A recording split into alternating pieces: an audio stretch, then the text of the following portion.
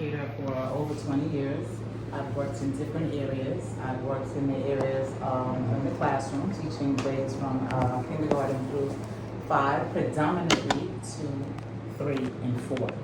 And I've also worked out of the classroom doing staff development, where we train staff, doing specific what we would call cluster positions, where you teach one specific discipline, like when students get also a little older in middle school. In elementary level, same thing, you have a specific subject area, and I would teach, I used to teach social studies.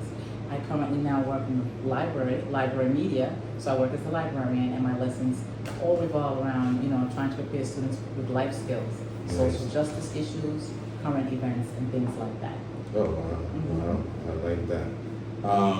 Dawson, before I continue, jump into the question, do you have any question or anything you'd like to say? And it's about education. Yes. Let's go. Yes. Can you repeat your name again? I know it's like Yes, Antoinette D'Souza. Antoinette D'Souza. Okay, it sounds like a little French. I told you that before. The shoes. Yeah, you know. Yeah, background is actually Portuguese. Portuguese. So, okay. That's why we have that. Yes, if I could call you Antoinette. So, yes. So, the topic today is why is education so important to our community, right? Especially to the Black and Brown community, right? Mm-hmm. So, and I felt like not too many people talk about it, or before it should be, it should be a hot topic. Mm-hmm. But I feel now, education is not talked much about. Usually now they want to kind of say, oh, going to school is like a waste of time, which is, so wrong, So my question is, I know you said you're a librarian right now, right? And then you help the student with his, I know that the social stuff, justice, literacy. Do you teach anything about his story? Because I know that recently you hear in the news that they was taking away a lot of Black history. Can you talk a little bit about that? Why is history so important, or even the topic that you teach, literacy, and why is it so important to our community, and why you think they're taking it away, from us, Well, I would first say that there's a saying that says knowledge is power, and so one of the fastest ways to strip power is to kind of take away that push for important understanding that you need to have knowledge. We have so many different factors involving where we are today in this time, and so I'm going to try not to go all over the place. Yes. But going to the point that you made about, first of all, dismantling the education system and then also breaking down the curriculum, I think even from before Trump, we've had the issue where a lot of times true history was put on the back burner. Even in the textbooks, when the textbooks are printed and published, many times it'll have a little blurb, a couple pages about civil rights, or a few pages about slavery, and then it goes into whatever, the next period of time. So if you don't put the importance of you attaining a good education, and your curriculum itself is kind of very loosely based on those areas, right, then to me, it's kind of like indicating already to the youth that it's not really that important. We are also today battling with the whole digital world. With digitalization, it's great in certain areas. Its technology has put us, quantum leaps forward, but also in some ways, we're now battling with it putting us back in certain ways, because our students are on devices all the time. They are, whether it's gaming, whether it's watching, whatever it is, they're looking at a screen. The screen is moving in nanoseconds, right? And the real world doesn't work like that. And so they're also looking a lot at social media.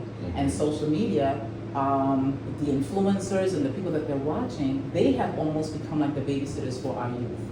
And so what companies have realized, and this I learned, I was at a conference not too long ago, the companies have realized that they can pay clippers, I believe the term was, young people who have a large following to sway the youth in the directions that they want to go. And so with things like that, then going to school becomes less important because the kids say, well, hey, this one's made millions and all they did was sit in front of the screen. Why do I need to go to school? So unless you really become an advocate for your child's education, not only in the school but outside of school, because the world is education, right? Then I feel there's a lot of concern because we see it and we talk about it ourselves all the time as educators that this is becoming an issue, you know? Yes, oh my goodness, you cover so many aspects of what we wanted to talk about. I want to jump into the the internet or social media, because you talk about that the kids spending so much time in front of the screen, right? So they're getting a lot of information, but is that information, can they transform that information to knowledge? You know, because sometimes it's just, like you say, it's coming at them so much. How they're able to process it for it to benefit them, or maybe they're just making it where they're just gonna be full of information and be overwhelmed. You know, just like a computer, sometimes when it's, you know, like it's processing too much information, it crash. Information overload. Overload, yes, that's the word I was looking for. So, how can the parents, help their kids with that? Because most of them, like you said, don't have a babysitter. They just give the kids an iPad, or don't even have time to teach the kids. They just give them the iPad, and then they're getting those information. They don't know what information the kids is getting. You definitely said a lot with that statement you just said, because I'm definitely not, we need technology, and that's what I tell the students. So I'm not poo-pooing it, so to speak, and saying, oh, with, bad technology. No, technology is not going anywhere, and we know that.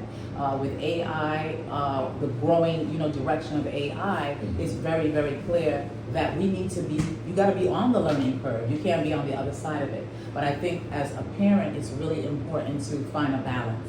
Because one part of it is like, okay, good, my child's occupied, I can do this or I can do that. But then when you're in the car, or when you're walking on the street, or when you're riding in the bus, or when you're on the train, the device is always with them. That's where you have to monitor, how much time they're spending on it.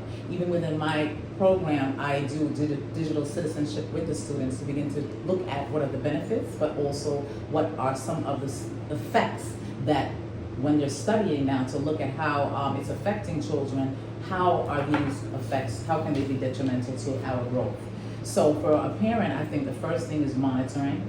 You put the different safety precautions that you can put. Yes, so you can see. Have that, yes. Information. We like sometimes we'll joke and I'll say, well, if I didn't understand or I want a quick way to find, I'm going to YouTube University. It is there for a reason, to help us. But at the same time, it's really important that you monitor it. Your time frame that the child is spending on it is really important. Sometimes the children, first of all, will be tired. And when you ask them, they'll tell you themselves, well, I was on the device, I was on playing a game, or I was on the device, and I didn't go to bed until such and such time. Or the parents will say that they did tell them come off, but the parent drops asleep, and what does the child do? Goes back on the device. So having a cutoff time is very important. Yes. Yeah, I think you said it right. That they need to be monitored. I know a little bit about computer that they do have like a parental control. Yes. And where you could set the time. You could say, okay, you want your kids to only spend 3 hours on the device. Or you could even go back and look at the history to see what they are viewing or who they're talking with, because I was seeing a TikTok thing, or maybe I think it was YouTube, where some guy came over the kid house. The kid probably maybe 10, and started talking to the kid, and then it was a boy, and then he was talking to the boy about the sister. Is your sister? It's a complete stranger. And then the mother came out and said, "Who are you? What's that? I'm gonna call the police." So kids are giving. They're thinking they're talking to other kids, but they're talking to adults. Yes, predators. Yes. that their phone number, their address. Yes. So not only we have to monitor them for their safety, right? I mean, for their mental or Health. their mental Yes. health and educational health, but also their safety health, because you know they will, you know, somebody, a stranger will come to your house and do something to your kids, and then you don't know what happened, you know. So moving on to the next question. Dawson, you have anything you want to say? You want to add any question or anything you want to add? Not now, Not now. Okay. I do okay. want to add to Yes. that one point you Yes. just brought up, when Mhm. you were talking about the effects of, we were talking about the effects of the computer. So when we're doing digital citizenship, we talk about the effects, and certain things pop up Yes. what that the studies have shown. Mhm. Number one, of course, fatigue, because they're tired. So we do a little bit, because they're young.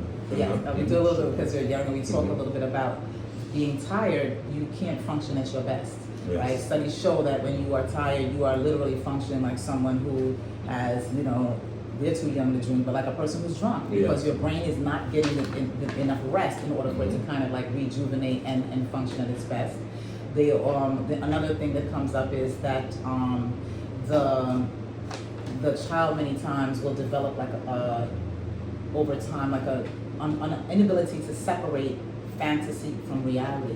Wow. So when situations in the game happen, or if the games are violent or whatever they're watching, they don't really distinguish over time. In reality, if they were to do that, the repercussions for that are severe. Yeah. You know, so they do things or get into situations sometimes that they've seen online or in social media or on a game, not realizing, listen, I really should not have gone that far, because just because I sold on that doesn't mean in reality the result is going to be the same.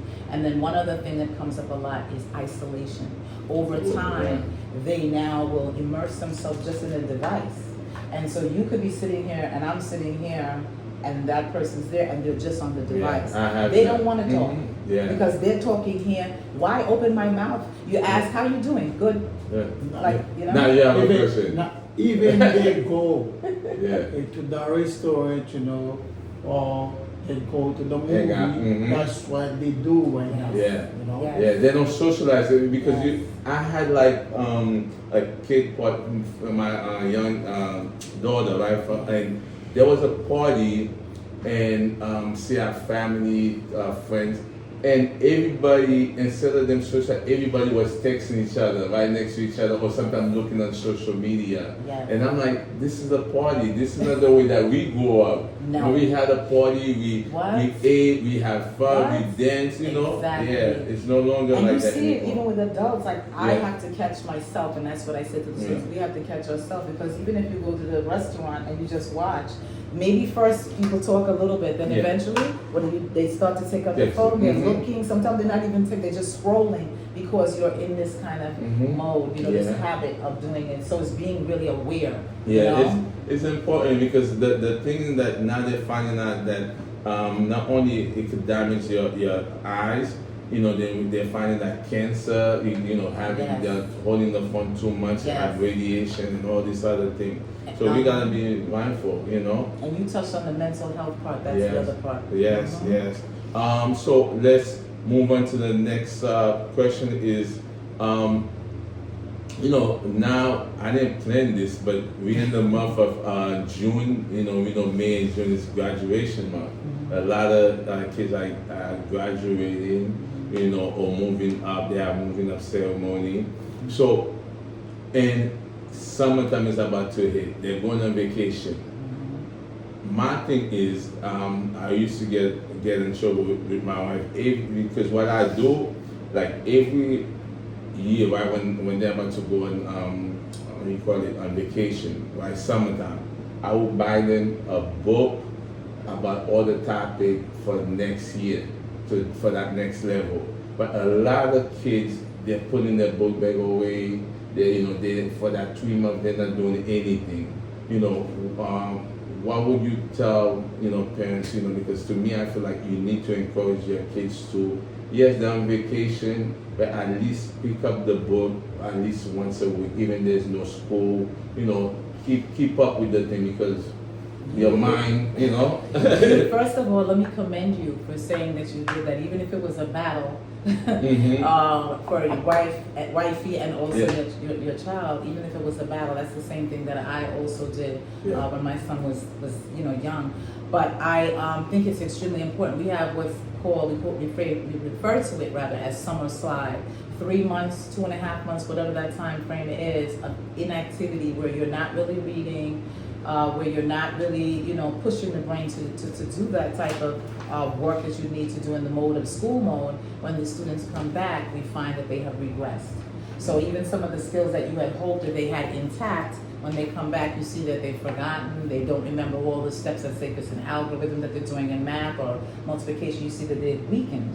So having that time put aside, and we encourage that, we try to give different ways that you can motivate them. So maybe if it's, you set a timer and you say, okay, 30 minutes. You don't do 30 minutes every day, maybe 3 times a week. You're going to do reading, you're going to do math. You can then reward it with say, okay, after you finish the math exercises on paper or whatever, you can go on the device, go to websites that are game related, but they are educational websites. Yes. So if I know my child, let's say it was in 3rd grade, and I know that the multiplication skills are weak, okay, we're gonna practice, but we're gonna, do drills.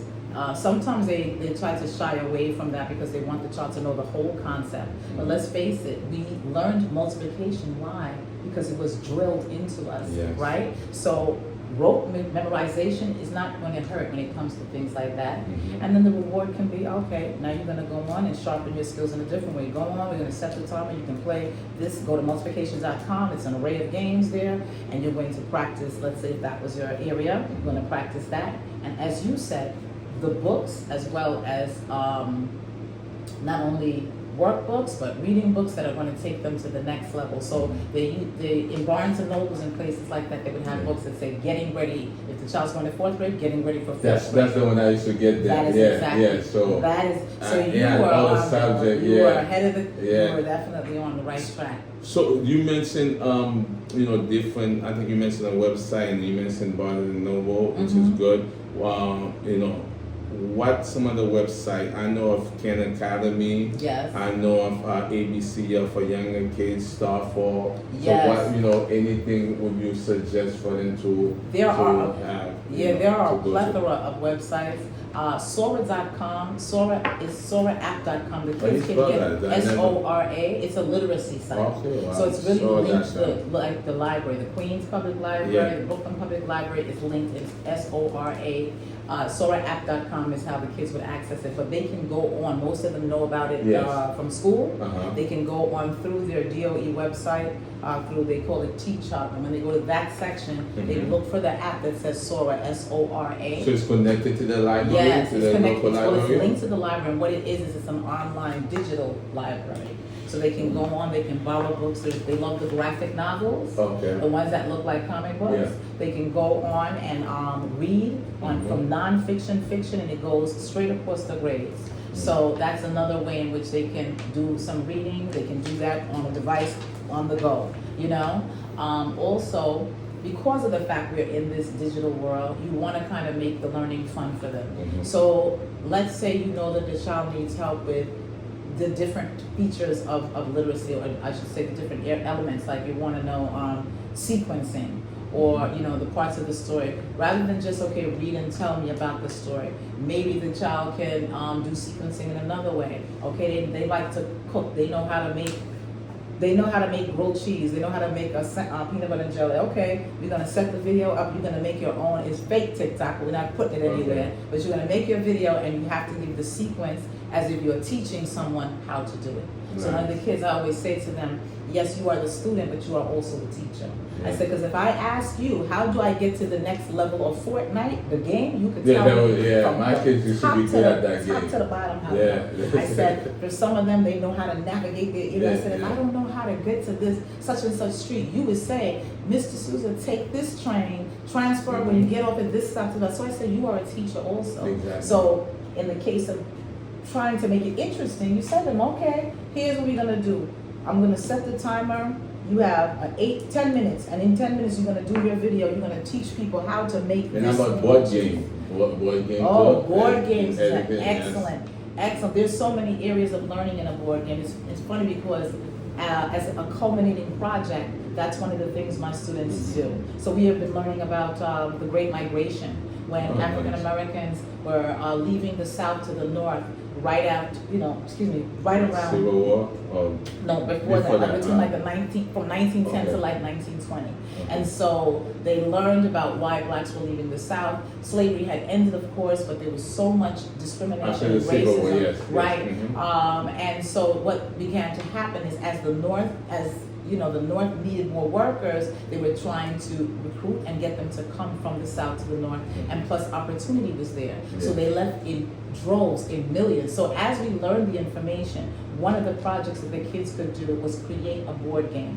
Nice. Right? So Mhm. besides buying board games, which are excellent, the game of life, teaching them about how life works, you gotta pay bills, how much Yeah. do you have to budget? Mhm. You could also create a board game. Yeah. They can go online and there are different, if they just type it in Google, they'll give them the template, because they need just the pattern for it, and they Okay. can create board games as well. So you touched on something. You say the fact that they were so good at, is it Fortnite or what? Yes, I said Fortnite, but Fortnite, Oh, one of the, Minecraft. yeah, Minecraft, yes. all those things. Because some kids believe like they cannot learn, they have a learning disability, right?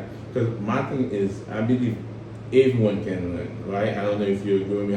Everyone can, because if they could give you, like you were saying, give you direction from A to Z, right, to go somewhere, and they're able to play the video game so well, and they're having problem in math or they're having problem in some schoolwork, is it because that they're not spending enough time? Because in the video game, they're spending like a lot of hours playing video games, right? Absolutely. And then is this sometimes it could be laziness? Let's be honest, I'm so happy that you are willing to be candid about Yeah. it, because let's face it, they are children. They're Yeah. gonna do what children do. Yes. So if a structure is not set in place, I love and they are able to get up when they want to, go to bed when they want to, don't do any chores. Mom said put it away, or dad said put it away, but I could still keep it out. And then maybe by the fourth time I have to put it away, then they learn that, okay, it's a loose type of structure and maybe I can get away with certain things. Yes. Part one. The next part, when you mention everybody can learn, you are absolutely right. It's like having codes, right? Yes. Some people learn 1 or 2 times, they get it. Somebody else, and especially if you find this with boys, if the interest level is not there, I'm not interested. That's why I'm not tapping in. Yeah. If I'm interested, I will spend a lot of time Yes. on my own. Nobody has to push me. Mhm. So one of the reasons why a lot of times that you are absolutely right, they don't have the dedication to it, is because they don't relate to it. It's too dry. It's not motivating them. And Or it's- sometimes they need glasses, and Some- then some people, some parents don't even Yes, look at that. they don't realize that Yeah. the child. We have that all the time. I see the child squinting. I Mhm. ask sometimes the classroom teacher, Yeah. "Do you just do they wear glasses?" I ask the child, and then I say, "Okay, can you write a note?" Or sometimes I pull myself. We need to get the eyes tested. Also, there's different modalities of learning. Okay. You have a kinesthetic learner. They learn, by movement, Yeah. right? They are an auditory learner. They don't look like they're not looking at you, Mhm. but they heard everything you said, right? You have a visual learner. Yeah. So for me, I'm visual. I have to see it. If you say to me, you tell me, I go, okay. And then I said, what did Dawson say again? I forgot. But if you show me, or you say, when you get to that next corner, make sure you see the gas station, BP gas station. You make a right on the gas station, you go 3 blocks down, you see Target. I remember because I could see that in my head. So you have to tap into also the ways that they learn. And if you're only doing it one way, which is a lot of times with the school system, it's set up one way, that's why they don't. It doesn't tap in for them. Yes. Okay. I think Dustin, you have a Yes, question? Dawson? No, we're going to. Oh, go on break. Okay, before we go on the break, I just want to ask you, what is that learning disability that they say when I think the kids see the thing back one. Dyslexia. Yes. Yes, dyslexia. Yeah, maybe you could touch base when we come back from break on that. A little Okay, bit, you I know. can touch a little bit on it, but yes, okay. Okay, so Okay. we're gonna go to a quick break, right, to pay the bill. That's important. Yes. Pour les amis, n'a tourné avec qui vous visez là et il y a un bel Yeah, Antoinette. Yeah. Oh. Distance. éducation qu'on a fait pour mon Dieu mériter dans le téléphone, il a toujours été mérité dans le téléphone après société nous pas sociable encore. Et nous allons dans le restaurant là, nous obligés de quitter le téléphone nous n'a fait bailler. Et pour les avec là, il dit nous et que c'est pas pour ça qu'il est grandi. Et bailler nous fait de l'autre façon mes amis, parce que bailler l'autre. OK, n'a pas retourné.